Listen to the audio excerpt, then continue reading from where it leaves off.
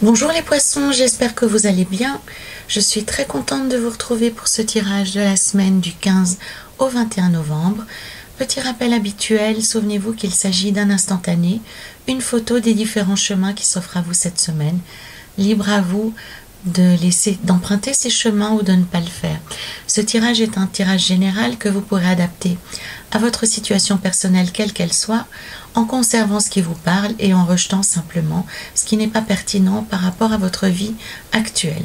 Vous pouvez également compléter cette lecture en regardant les vidéos des autres signes qui composent votre thème astrologique complet. La carte du chariot apparaît ici à la coupe, elle évoque votre état d'esprit du moment, la façon dont vous allez aborder cette nouvelle semaine. Nous avons ici la papesse sur le 7 de coupe qui nous décriront la couleur générale de la semaine. La roue de fortune avec le valet de denier parleront plus précisément de vos objectifs personnels. La carte des amoureux avec le roi de coupe évoqueront les aspects positifs qui vous seront bénéfiques. Nous avons ici encore l'ermite sur le 9 d'épée. Là, ce sera bientôt, au contraire, les freins et les obstacles que vous allez rencontrer. Et enfin, nous avons ici le jugement sur le 10 d'épée qui figure à la fois la fin de la semaine, mais aussi une forme de synthèse générale par rapport à la semaine écoulée. Donc la carte du chariot qui vous décrit à la coupe, qu'on trouve ici, parle vraiment du fait qu'on est en route vers le succès, qu'on met toute l'énergie dont on dispose dans un seul objectif. On ferme les écoutilles, on ferme les oreilles aux critiques, on ferme les oreilles même aux suggestions ou aux conseils qui pourraient s'avérer positifs, mais on est réellement tellement concentré sur ce que l'on est en train de faire et sur l'atteinte de cet objectif qu'on se ferme à toute autre forme d'énergie, à toute autre forme de dialogue. Donc, quand c'est excessif, ça peut confiner à une forme d'arrogance, à une forme quand on dit de quelqu'un qu'il est très obtus, qu'il est tellement fermé sur lui-même qu'il n'écoute rien de ce qui se passe alentour. Donc, quand vous êtes dans ce type d'énergie, les poissons, c'est pas forcément ce que vous souhaitez véhiculer, mais gardez à l'esprit que votre démarche peut être incomprise et qu'on vous fasse ce fameux reproche d'être détaché, de s'éloigner des personnes qui sont proches de vous ou d'exercer une forme d'arrogance, même si encore une fois c'est pas forcément votre intention, mais comprenez que lorsqu'on vous parle de ceci, c'est l'intensité de votre concentration qui cause problème et qui véhicule quelque chose d'une mise à distance en fait. Ça provoque une sorte de mise à distance. Même si votre but est louable, donc la chose à faire dans ce genre de cas, c'est simplement de communiquer et d'intégrer, de commencer à intégrer, de commencer à ouvrir les œillères pour prendre ce qu'il y a de bienveillant et de bénéfique dans votre démarche, dans votre entreprise. Dans la couleur générale de la semaine, nous avons la papesse sur le 7 de coupe, donc qui évoque le fait qu'il y a une forme de silence, une forme de secret. Par rapport au 7 des coupes, j'ai l'impression que c'est vous qui vivez quelque chose en secret. Vous avez peut-être de la peine à faire la part des choses. Vous avez beaucoup de choses qui se bousculent dans votre tête et vous avez beaucoup de difficultés à concevoir quelle idée, quelle démarche pourrait être matérialisée. Que faire pour atteindre un objectif, pour concrétiser une démarche, une demande, une procédure.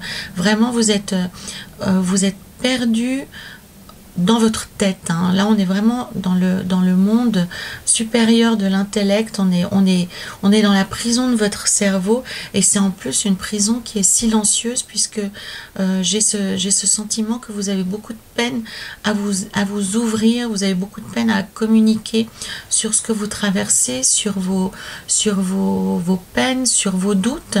Et donc, vous avez créé une espèce de bulle, mais qui est complètement hermétique à votre environnement, ce qui fait qu'il y a une grande souffrance et une souffrance qui est encore vécue en solitaire, en silence, en secret.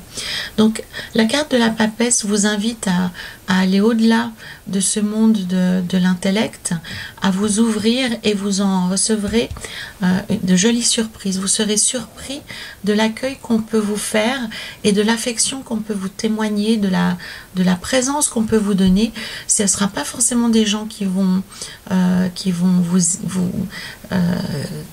comment dire, qui vont entrer en résonance avec ce que vous êtes en train de traverser, mais ils vont vous apporter peut-être un soutien direct, ils vont vous extraire de cette espèce de nuage de pensée dans lequel vous êtes, en vous proposant peut-être des activités plus joyeuses, plus légères, plus insouciantes en fait, hein, puisqu'on a ici la carte du partage, la carte de l'enfant. Donc ça peut être à la fois un membre de votre famille qui vous invite, mais ça peut être un ami, un collègue de travail qui vous emmène boire un verre. En tous les cas, l'idée c'est de vous extraire de cette espèce de gang que vous avez construit autour de votre cœur, de votre tête, qui vous fait vivre en vase clos, hein. Et c'est renforcé, on a déjà cette notion d'isolement dont j'ai parlé déjà à la coupe, le fait d'être concentré sur un objectif en se fermant au reste du monde, eh bien ça peut créer ce genre de problème que l'on voit ici avec le 7 de coupe, à savoir qu'on ne peut plus faire la part des choses entre ce qui est raisonnable, réaliste, et ce qui est du monde de l'utopie en fait, hein. Donc ici, c'est un petit rappel à l'ordre, si on veut bien dire les choses ainsi, pour que vous repreniez contact avec la vie, que vous repreniez contact avec d'autres êtres humains, et que ce faisant, vous puissiez mieux comprendre ce qui est de la part du rêve et de l'inaccessible, et ce qui est de la part de ce qui peut être concrètement fait. Donc l'idée aussi qui se cache là derrière, c'est de se programmer au succès. Parce que comprenez, c'est bête comme chou, hein, mais quand on reste dans un monde qui est trop idéal, qui est trop éloigné de la réalité, eh bien on se programme à échouer en permanence, puisque on ne pourra jamais atteindre un certain nombre d'objectifs dans notre vie. On pourra pas atteindre, on pourra pas donner corps à nos rêves dans la vie. Donc l'idée, alors le rêve est parfait, hein, il est même indispensable, puisque on ne peut pas réussir quelque chose qu'on n'a pas rêvé d'abord, qu'on n'a pas réfléchi avant. Ça c'est le b.a.-ba de la réussite et des projets, hein. Donc ça c'est tout à fait clair, il faut rêver d'abord, faire quelque chose pour pouvoir le faire dans la vraie vie, mais c'est une autre chose que de vivre dans un monde de rêves et de rêves inaccessibles. Donc ici, le tarot, il vous conseille de faire appel à ce que vous avez à l'intérieur de vous, puisque la papesse, c'est de mon point de vue une des cartes les plus intelligentes du jeu, puisque elle a non seulement une intelligence intuitive, hein, elle est directement liée au ciel, mais c'est aussi la dépositaire, hein, c'est juste, du savoir ancestral, du fruit de son expérience. Elle a tout ça à l'intérieur d'elle. C'est aussi pour ça souvent qu'elle est dans des cartes de santé par exemple, elle peut évoquer une grossesse qui n'est pas encore connue. Donc on comprend cette idée de germe, d'embryon de quelque chose qui grandit à l'intérieur d'elle. Donc ici, pour vous les poissons, c'est la leçon à tirer en fait, c'est que vous avez déjà tout à l'intérieur de vous. Il est temps maintenant de passer à la matérialisation, à la concrétisation, et ça se passe par le filtre de ce qui est réaliste et ce qui ne l'est pas, et de nourrir votre esprit désormais de quelque chose que vous pouvez accomplir, et pas seulement que de rêves complètement utopiques ou de choses complètement irréalisables, vous voyez. Donc à un moment donné, il faudra faire la part des choses et sortir de l'isolement et du silence. Dans la carte de vos aspirations plus personnelles, avec la roue de fortune sur le valet de denier, on a une accélération dans votre vie, une accélération qui vous dirige vers plus de reconnaissance et vers plus de succès. Excusez-moi. Donc l'idée ici, c'est de nourrir cette roue de fortune avec des éléments positifs, hein, parce que la roue de fortune du tarot, c'est un peu le karma et le dharma, c'est-à-dire qu'elle est autant capable de vous amener vers quelque chose de positif si vous la nourrissez positivement, donc avec des projets, avec du mouvement, avec une cohérence et puis des pensées positives, mais elle vous précipitera aussi dans la dèche, hein, du côté obscur de la force, hein, pour parler un vocabulaire de cinéma. Si vous êtes blindé de mauvaises pensées, si vous êtes mal intentionné, si vous faites le mal dans votre vie, la roue de fortune peut être aussi un accélérateur de débâcle, hein, très très clairement. Mais là, elle se dirige vers le valet des deniers, donc on entre dans une période faste ou dans une période d'accélération. Donc c'est une période qui est particulièrement favorable pour initier un nouveau projet, pour démarrer une nouvelle relation. Si vous êtes en couple et que vous souhaitez, que vous êtes sûr que la personne avec laquelle vous êtes est la bonne, hein, vous pouvez aussi mettre un petit coup d'accélérateur et pourquoi pas évoquer des projets d'avenir. Avec le valet de denier, on travaille à la matérialisation. C'est la force du travail, c'est la force de faire des petites tâches au quotidien qui préparent un grand accomplissement. Donc là, on est dans l'énergie des abeilles, des petites fourmis. Vous voyez, il n'y a pas de petits mouvements, il n'y a que ce que l'on fait pour atteindre son objectif. Donc n'hésitez pas, si la tâche vous paraît énorme, vous pouvez aussi la séquencer en plus petits morceaux, hein. Moi j'appelle ça la technique du salami, hein, puisque au lieu d'attaquer un salami tout entier, il vaut mieux le couper en une multitude de tranches, hein, c'est toujours plus facile. Donc vous voyez le principe, hein, au lieu de concevoir l'intégralité de quelque chose qui nous paraît trop difficile, eh bien on le morcelle pour atteindre des plus petits objectifs. Et là, on est de nouveau dans une dynamique d'atteinte de succès et on n'est plus dans ce risque d'échec, hein, qui est souvent lié à l'attaque d'une tâche trop importante. Donc visez ici les petits éléments qui, mis tout bout à bout, vont vous amener vers le succès. La roue de fortune, comme son nom l'indique, elle vous engage vers la bonne fortune ou la mauvaise fortune, mais ici on est vers la bonne fortune. Donc il y a un aspect chance dans votre semaine aussi, les poissons, une loupe sur tout ce qui est positif et chance. Dans les points positifs, puisqu'on en parle, dont vous allez bénéficier cette semaine, avec le roi de coupe et les amoureux, vous avez un capital de rencontres qui est très intéressant, de rencontres, hein. J'y mets pas forcément l'aspect amoureux, émotionnel. On parle vraiment de rencontres au sens large qui peuvent vous apporter quelque chose, puisque le roi des coupes, il est généreux, il a à cœur que ses sujets soient heureux, soient bien dans leur vie, il aime partager, il aime les soutenir, les aider, leur montrer la bonne voie, leur apporter son aide lorsqu'ils sont dans la difficulté. Donc on n'est pas du tout dans une énergie de roi d'épée qui est analytique, qui est froid, qui est mécanique. Ici on est dans les sentiments. D'ailleurs il y a plein d'eau, hein. L'eau c'est le symbole des émotions, des sentiments. Donc il a à cœur, hein, pour les mots se révèlent d'eux-mêmes, il a à cœur le bien-être de ses sujets.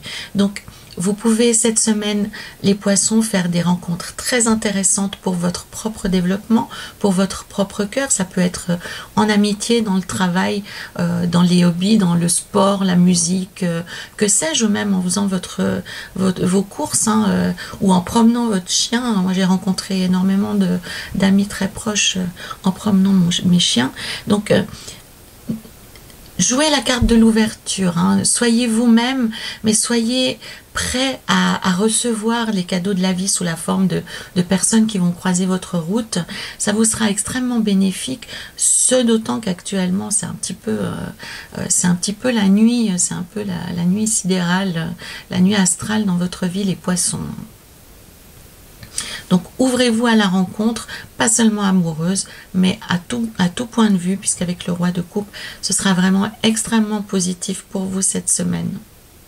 Avec la carte des amoureux aussi, le tarot, il vous invite à faire le lien entre vos qualités et vos défauts. Pour moi, vous êtes vraiment très critique vis-à-vis de vous-même. Le roi des coupes sur les amoureux, il vous invite aussi à avoir un regard beaucoup plus bienveillant sur vous-même en acceptant ce que vous estimez être des défauts et en essayant de comprendre leur utilité dans votre vie. Parfois, on est tellement critique envers soi-même, on construit notre propre tombe. J'en parle en connaissance de cause, hein, bien sûr, et ça concerne tout le monde. Ne croyez pas que vous soyez seul dans cette démarche. Donc, l'amoureux vous invite à avoir un regard bienveillant sur vous-même, à ne pas célébrer que vos qualités, mais à aussi accepter vos défauts. On peut faire le lien par exemple avec quelqu'un que vous aimez, ça peut être un meilleur ami, une meilleure amie, un enfant, un parent. Personne n'est parfait, donc même la personne que vous aimez le plus au monde, eh bien cette personne a des défauts et il ne vous gêne pas, vous en prenez, c'est une information du caractère de la personne que vous aimez. Vous n'allez pas essayer de lui extraire ce défaut en lui faisant une lobotomie du cerveau. Non, vous acceptez cette personne, ça ne vous empêche pas de l'apprécier, de l'aimer du plus profond de votre cœur. Donc, essayez d'avoir cette même démarche envers vous. Et si ce n'est pas possible, au moins d'exercer une espèce de neutralité bienveillante. Soyez beaucoup moins dur avec vous et célébrez vos qualités, mais ne vous mettez pas la tête dans la terre parce que vous avez des défauts ou parce que il y a quelque chose qui ne vous plaît pas chez vous. Acceptez-le comme une information, comme quelque chose qui fait partie de vous, dont vous ne pourrez de toute façon pas vous défaire, hein. Ça peut être un défaut physique, un défaut de comportement. Des fois, ça fait partie de notre nature. Je vais donner un autre exemple. Un domaine que je connais bien puisqu'on parle de l'hypersensibilité. Donc, c'est toujours, pour toute chose, il y a deux faces. Hein. Comme une pièce, il y a le recto verso.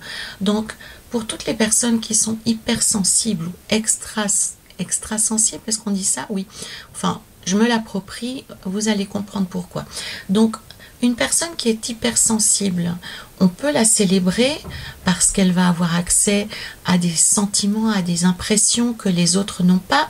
Elle va pouvoir détecter si une personne est fiable ou pas, si elle a du potentiel ou pas. Elle va sentir avant tout le monde si un projet est susceptible d'aller jusqu'au succès. Ça, c'est son hypersensibilité qui le lui apporte et on comprend que ce soit vécu comme une qualité.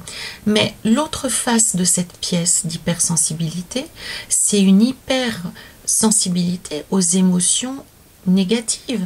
Ça veut dire que les critiques vont être perçues à 300%.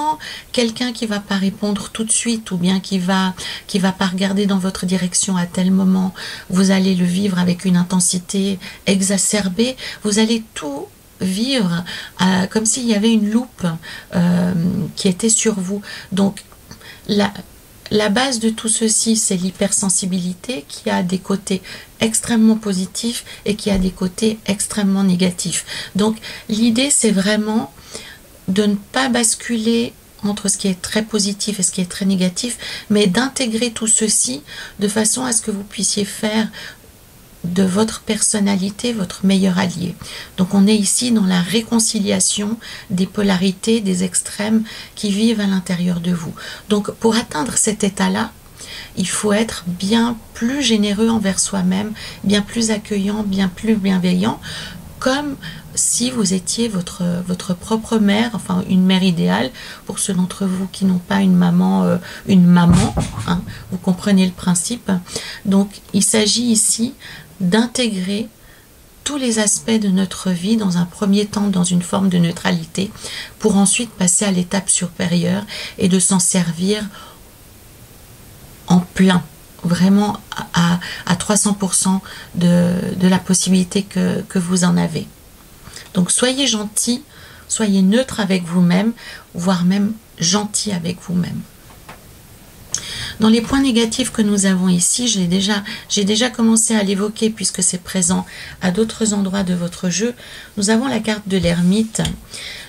qui est couvert par le 9 d'épée, par le 9 de bâton et qui vient finir avec le 2 de coupe. Donc on a ici de nouveau cette espèce d'isolement qui flotte autour de vous les poissons actuellement, qui vous crée quand même une forme de chagrin, hein, parce que avec le 9 d'épée et le 9 de bâton, on baigne pas dans une joie sans limite, hein. On voit ici quelqu'un qui a des insomnies ou alors qui rumine sans cesse des idées qui le chagrinent. Le 9 des bâtons, il est sur la défensive, il est prêt à se battre, hein. On ne voit rien autour de lui, hein. Apparemment tout va bien, mais lui il est prêt à en découdre parce qu'il se méfie de tout et de n'importe quoi. Tout ça est causé par le fait qu'on avance seul, qu'on avance dans la nuit et qu'on est en circuit fermé sur ses propres pensées, sur ses propres émotions. La carte de l'ermite, c'est une carte formidable lorsqu'elle est positive, puisque c'est la carte de la réflexion, c'est la carte de l'innovation, c'est la carte d'être capable d'avancer en n'importe quelle circonstance, sans appui, sans soutien, d'aller explorer tel un aventurier des domaines qui n'ont jamais été explorés. Mais lorsqu'elle est impactée négativement comme ici, on a tout l'aspect excessif que ça peut sous-entendre, comme un caractère de cochon, hein, n'ayons pas peur des mots, quelqu'un qui est obtus, qui reste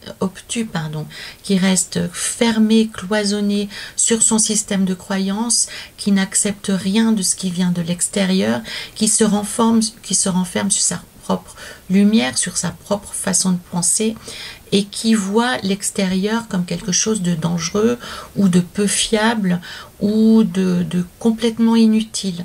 Donc ici, on vous propose, on vous demande de faire attention à cet extrême isolement que certains d'entre vous peuvent connaître, hein.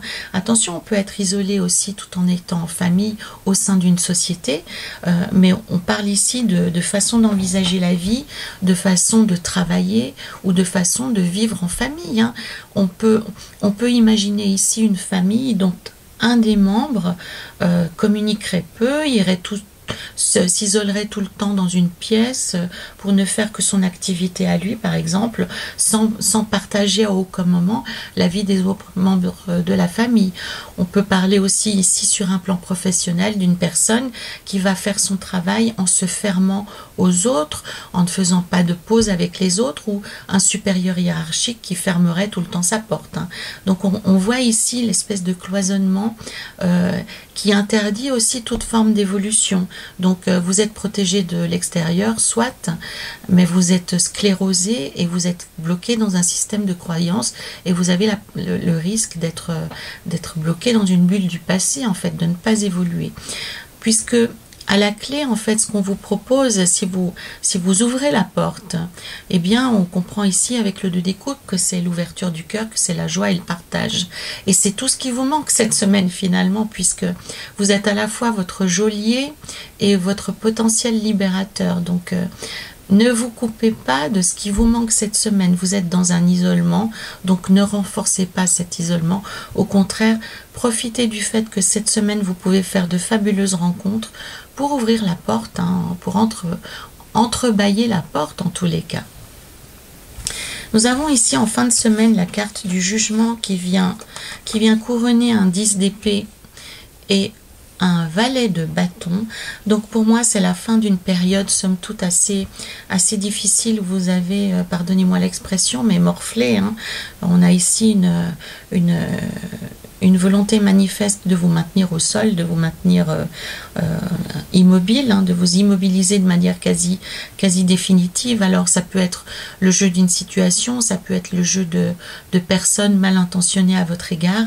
Avec le jugement, on ne saurait mieux tomber puisque c'est la carte de la résurrection et la carte du renouveau. Donc lorsque la carte de résurrection vient couvrir un 10 d'épée, bien entendu que le symbole, c'est la fin de cette noirceur, c'est la fin de cette période obscure que vous avez traversé les poissons, et c'est l'ouverture sur une nouvelle période beaucoup plus faste, puisque on passe de l'immobilité, on passe du fait d'être maintenu, oh j'y arriverai, maintenu au sol, un possible, une possible action de nouveau possible, le fait de pouvoir reprendre les choses en main, de pouvoir reprendre le pouvoir dans votre vie, un pouvoir de décision. Le valet de bâton, il prend des décisions, il saisit une opportunité, il retrouve un équilibre. Il est capable, par ses actions, de retrouver une forme d'harmonie dans sa vie et de faire ce qu'il faut pour passer à l'étape suivante, qui est celle du cavalier, chevalier des bâtons, qui lui concrétise concrètement, matériellement, les désirs qui existent au niveau du valet des bâtons. J'ai gardé pour la fin, les poissons, l'oracle du chaman mystique.